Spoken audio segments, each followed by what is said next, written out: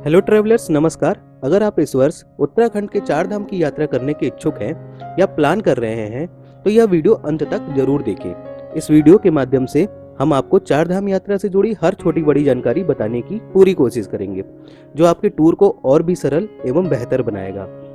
तो दोस्तों, चार धाम की यात्रा करने से पहले बहुत सारे सवाल मन में आते हैं, जैसे कब जाएं, कैसे जाएं, कितने दिन लगेंगे, क्या ले जाएं, कहाँ ठहरे, कहाँ चढ़ाई करनी पड़ेगी और कहाँ नहीं करनी पड़ेगी, अपने बजट के हिसाब से यात्रा करना कैसा होगा और मौसम कैसा हो सकता है। तो इस टाइप के सवाल आपको जरूर परेशान करते होंगे। तो दोस्तों, इस वीडियो में हम सारे बातों को कवर करेंगे। तो दोस्तों, सबसे पहले हम बात करते हैं उत्तराखंड में बसे चारों धामों के बारे में। यह चार धाम यमुनोत्री, गंगोत्री, केदारनाथ एवं बद्रीनाथ से मिलकर बनता है और श्रद्धालु इसी सीक्वेंस में ही इन चारों धामों का दर्शन भी करते हैं।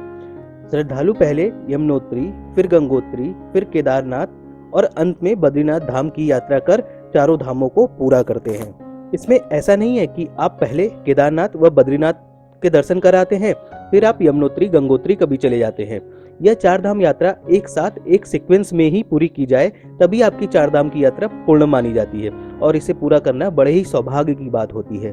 चार धाम की यात्रा का शुरुआती केंद्र हरिद्वार है और मान्यता है कि हरिद्वार से ही चारों धाम की यात्रा शुरू करनी चाहिए तथा हरिद्वार से ही ट्रांसपोर्ट की व्यवस्था और चार धाम का रूट सबसे कन्वीनियंस पड़ता है। आप अपने लोकल शहर से हरिद्वार आने के लिए ट्रेन या बस से आ सकते हैं। अगर आप फ्लाइट से आते हैं तो यह फ्लाइट देहरादून उतरती है, जो कि हरिद्वार देहरादून से लगभग 51 किलोमीटर की दूरी पर है। दोस्तों, आप अपनी यात्रा देहरादून से भी शुरू कर सकते हैं। अब बात करते हैं यात्रा के समय की।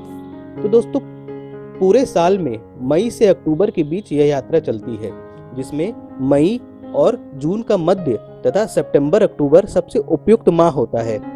15 जून के बाद से लगभग अगस्त तक बारिश ज़्यादा होने के कारण दर्शनार्थियों की संख्या में काफ़ी कमी हो जाती है और लोग भी रिस्क ज़्यादा होने के कारण दर्शन अवॉइड ही करते हैं। तो अच्छा है कि आप मई और जून मध्य या सितंबर अक्टूबर में ही दर्शन करें।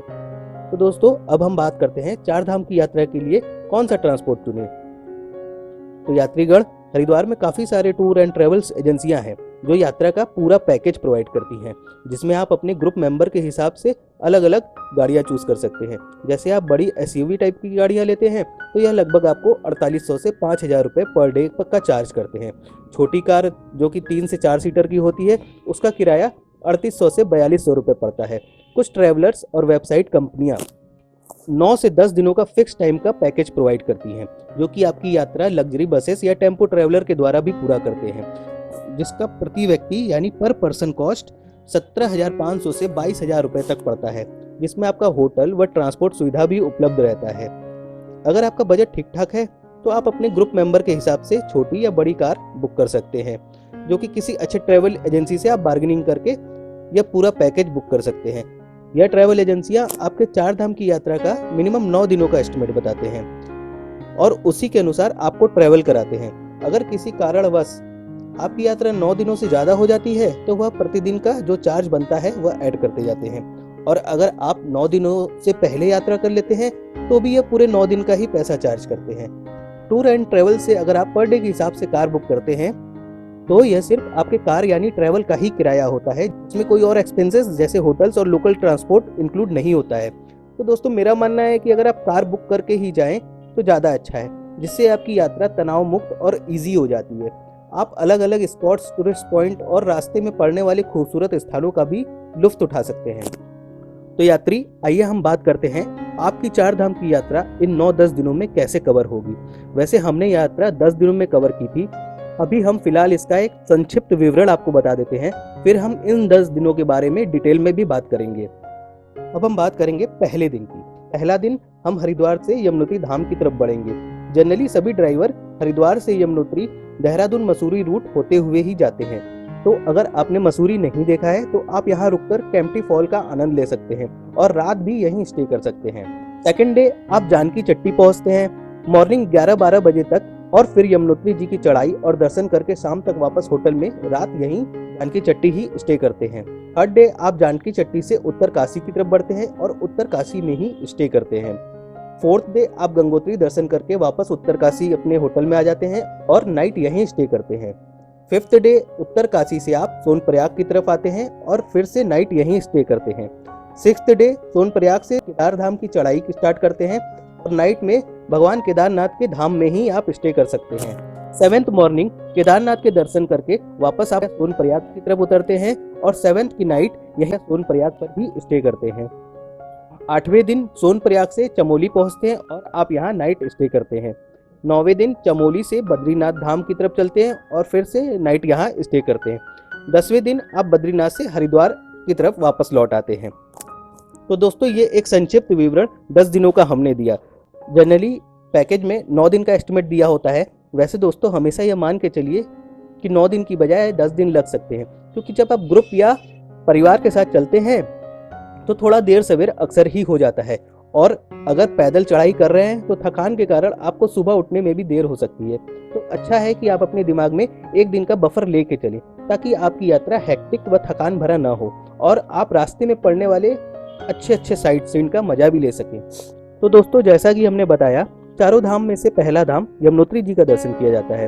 तो हम अब आपको यमुनोत्री धाम की यात्रा व चढ़ाई के बारे में बताएंगे, जिसमें पहला और दूसरे दिन से जुड़ी यात्रा के बारे में आवश्यक जानकारी रहेगी। तो प्लीज आप हमारे वीडियो के साथ बने रहें और इसे अंत तक जरूर देखें। चलिए दर्शनार्थियों, अब हम विस्तार से बात करते हैं पहला दिन, और आज हम आपको हरिद्वार से यमुनोत्री धाम की तरफ यात्रा कराएंगे। हरिद्वार से यमुनोत्री धाम की दूरी लगभग 235 किलोमीटर के आसपास है, जिसमें आपकी गाड़ी धाम से 6 किलोमीटर पहले जानकी चट्टी तक ही जाती है। 235 में से 6 किलोमीटर की ट्रैकिंग आपको पैदल चढ़ाई या घोड़े के द्वारा पूरा करना पड़ता है। तो दोस्तों अगर आप हरिद्वार से जब भी निकले, सुबह सुबह लगभग 6 से 8 के बीच अपने होटल से निकल जाएं, ताकि आप दिन ढलते ढलते मैक्सिमम डिस्टेंस को कवर कर जाएं, क्योंकि पहाड़ों पर रात में गाड़ी चलाना अलाउ नहीं है और यह काफ़ी रिस्की भी हो सकता है।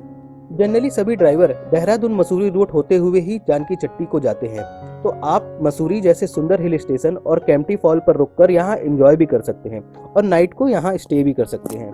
मसूरी एक टूरिस्ट पॉइंट होने के कारण कैंपटी फॉल के आसपास होटल के रेट आपको काफी महंगा पड़ सकता है। तो एक सुझाव यह भी है कि आप कैंपटी फॉल से 5-10 किलोमीटर आगे बढ़कर होटल या रूम बुक कर सकते हैं।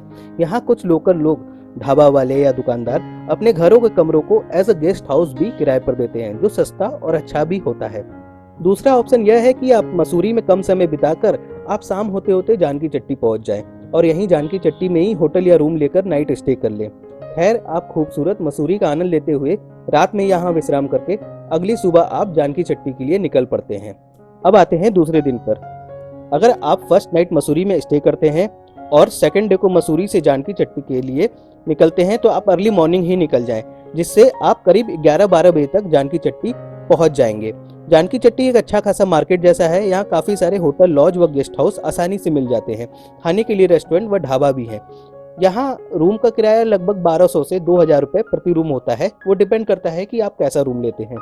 यहाँ आप अपने हिसाब से रूम बुक करके लगेज वगैरह रखकर यमुनोत्री धाम की चढ़ाई के लिए निकल जाते हैं। यह चढ़ाई लगभग 6 किलोमीटर की है और इसको पैदल चढ़ने में लगभग 2 घंटे तक लग जाते हैं, जो कि आपकी रेस्ट लेने और वह चलने की रफ्तार पर निर्भर करता है। आप पिट्ठू, घोड़ा या पालकी से भी चढ़ाई पूरी कर सकते हैं। पिट्ठू छोटे बच्चों व बुजुर्गों के लिए ज़्यादा उपयुक्त होता है। पालकी भी चलती है, जिसका अप एंड डाउन किराया लगभग 4000 रुपये होता है। घोड़े की बात करें तो चढ़ाई का रास्ता काफ़ी सकरा है, तो घोड़े पर बैठने से एक डर सा लगा रहता है। अच्छा यह है कि अगर आप पैदल चलने में समर्थ हैं तो प्रकृति का आनंद लेते हुए पैदल यात्रा करें।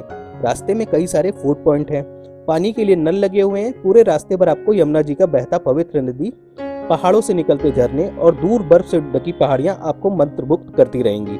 यमुनोत्री मंदिर के कपाट सुबह 5 बजे से शाम 8 बजे तक ही खुलता है। शाम 8 बजे संध्या आरती होने के पश्चात दर्शन की अनुमति बंद हो जाती है। अगर आप चढ़ाई के लिए 2-3 बजे के बीच निकलते हैं तो 5-6 बजे शाम तक मंदिर प्रांगण तक पहुंच सकते हैं। दोस्तों प्रकृति का खेल है कि जहां मंदिर के एक ओर यमुनोत्री जी के दिव्य शीतल नदी का जल बहता रहता है, तो मंदिर प्रांगण के नीचे व आसपास काफी सारे गर्म पानी का स्रोत भी है और इन पानी से बने कुंड भी हैं, जिसे तप्त कुंड भी कहा जाता है। जहां काफी संख्या में श्रद्धालु स्नान करके यमुना मैया का दर्शन प्राप्त करते हैं।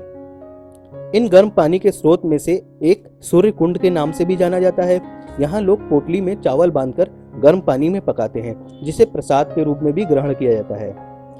मंदिर के पास ही 2-3 भोजनालय भी हैं, जहाँ भोजन भी कर सकते हैं। तो आप अपने चढ़ाई का प्लान कुछ ऐसा बनाएं कि मंदिर में दर्शन के पश्चात शाम ढलने से पहले या 6-7 बजे तक जानकी चट्टी के लिए वापस निकल जाएं, क्योंकि 8 बजे के बाद अंधेरा होने के कारण श्रद्धालुओं की संख्या ना के बराबर हो जाती है और पहाड़ों पर जंगली जानवरों का रिस्क भी बना रहता है। यमुनोत्री धाम में ठहरने की व्यवस्था ना के बराबर है, तो कोशिश करें कि अंधेरा होने से पहले आप जानकी चट्टी अपने होटल तक पहुंच जाएं और अपने साथ एक टॉर्च जरूर रखें, क्योंकि अगर किसी कारणवश नीचे उतरने में देर हो जाती है, अंधेरा हो जाता है, तो टॉर्च रहने के कारण आपको पहाड़ों से उतरने में काफ़ी सुविधा होगी। तो दोस्तों, चढ़ाई करते वक्त आपको बहुत सारा सामान लेके नहीं जाना है, बहुत सारा बैग लेके नहीं जाना है। आप होटल से फ्रेश होकर नहा धोकर ही निकले और कुछ हल्का फुल्का खा कर निकले, क्योंकि सिर्फ 6 किलोमीटर की चढ़ाई है जो कि 2 घंटे में लगभग पूरी हो जाती है और रास्तों में काफ़ी सारे फूड पॉइंट है, सारी व्यवस्था है, तो आपको बहुत सारा लगेज लेकर चढ़ाई करने की जरूरत नहीं पड़ेगी। आप बिल्कुल फ्री होकर माता रानी का नाम लेते हुए चढ़ाई करें। तो दोस्तों, दर्शन के पश्चात वापस जानकी चट्टी पहुंचकर आज की रात यानी दूसरे दिन की रात आप अपने होटल में ही विश्राम करते हैं। अगली सुबह यानी तीसरे दिन हम जानकी चट्टी से गंगोत्री धाम की तरफ प्रस्थान करेंगे, जिसका विस्तार से विवरण हम अपने अगली वीडियो में जरूर बताएंगे।